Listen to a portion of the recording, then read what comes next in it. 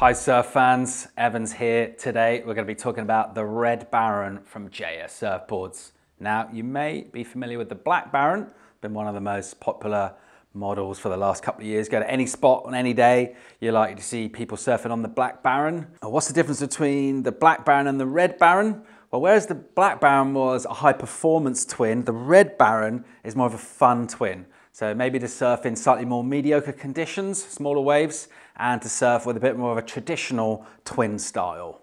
Don't forget, as ever, to like and subscribe and hit that notification bell. Hit that bell. Okay, there is of course another Red Baron. He's Manfred von Richthofen. He was an ace pilot during World War I for the German Air Force. So there's the Red Baron and the Red Baron. One thing both have got in common is lift and glide. So what JS said about this board is, what he wanted to add in is that lift and glide. So a little bit more volume to get you up and going, and then get that volume going with lift built into this board to get you flying down the line with a ton of speed. So a little bit more to it, a little bit more volume there, designed for those smaller waves and designed to surf with the keel fins to really get this board up and flying. All right, let's have a look at that outline. And what we're essentially looking at is a fuller template with the Red Baron. So wider up the nose, wider up the tail, and as a result of those two, a straighter outline overall. So again, more of a traditional kind of fish style in the Red Baron, and all designed towards keeping that speed. So plenty of volume, plenty of speed over the flat sections to get you flying when the waves are pretty small.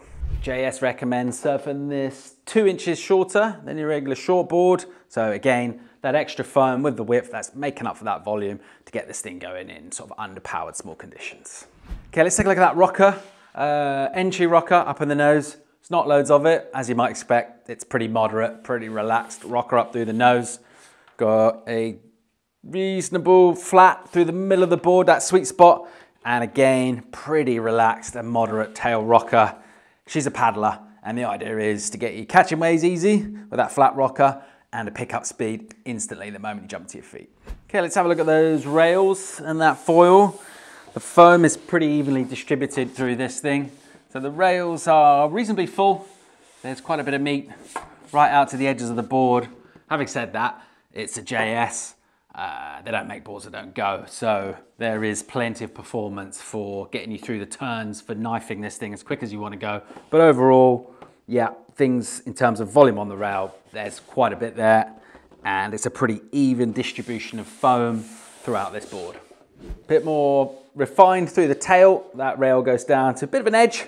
So as we get to these keel fins, which you're going to come to in a minute, pretty good edge in there. So another JS staple, and we lose that edge and things go a little bit softer on the rail around about here. So maybe 6 inches in front of the fin, something like that.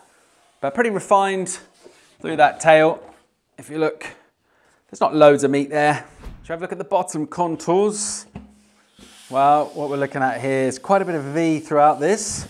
So V throughout the board, starts up basically under your chin and runs right through all the way and out the tail. And on top of that V, to give you the lift, we've got a double concave in here.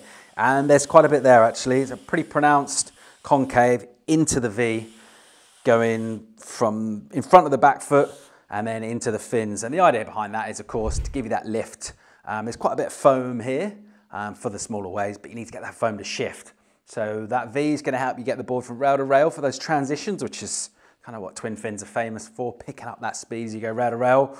And the double concave is getting that water channeled out the back of the board as quick as possible, give that impression of lift and to make this thing fly. All right, let's look at those fins. JS recommends using keel fins for this.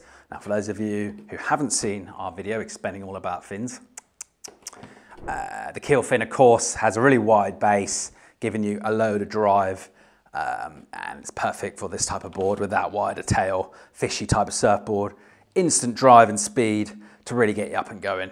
If JS says ride it with keels, who are we to disagree? Overall, the Red Baron is a great option for a juiced up twinny.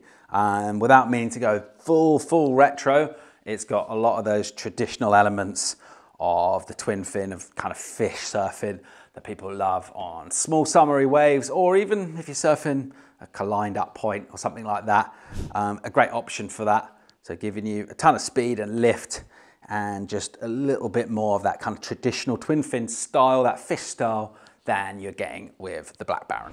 One last thing, what became of the other Red Baron, Manfred von Richthofen? Well, his Fokker triplane was shot down over the Somme in 1918 by the Australian Army. All right, so in terms of sizes, this one is a 5.3 by 20.5. That comes in as 28.3 litres.